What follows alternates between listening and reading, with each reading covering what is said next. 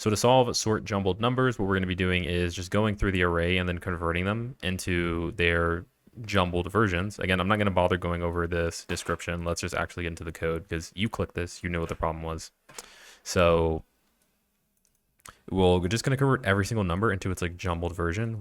How do we do that? We go through each digit, convert the 9 into a 6, right? Notice this, convert the 9 to a 6, convert the 9 into a 6 again, and then we get to the 1, we convert that one into like a 9 here, right? Do that for all of them, and then we can group them together, sort them, and then do that. That is one solution. The other solution that you can do is just use a comparator function, right? So like, and when I say group them, right, is that what we can do here is go through for 991, right? For example, 991. And then we can have a second version that is 6, 6, like 8 or whatever.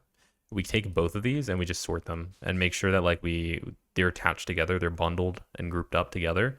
And now we can sort this based off like this criteria and then kind of get rid of it and then get rid of it. So like now we have like, I don't know, like, 8, 8, 8 or whatever. And then it becomes like 2, 2, 2. And then when we bundle these, sort based off this criteria, this second index, we can do like 2, 2, 2, 8, 8, 8. And then we can go through again and just strip out the 888. Like this is like the brute force way that someone who doesn't code probably did. But what you can do is just use a comparator that directly sorts and does this for each and every single one, right? So what does that look like? We create our function, just create the function, go through every single number. You can convert it to a string. There's other ways you can do this too. That's probably a little bit more complex, but works for this case. So why not?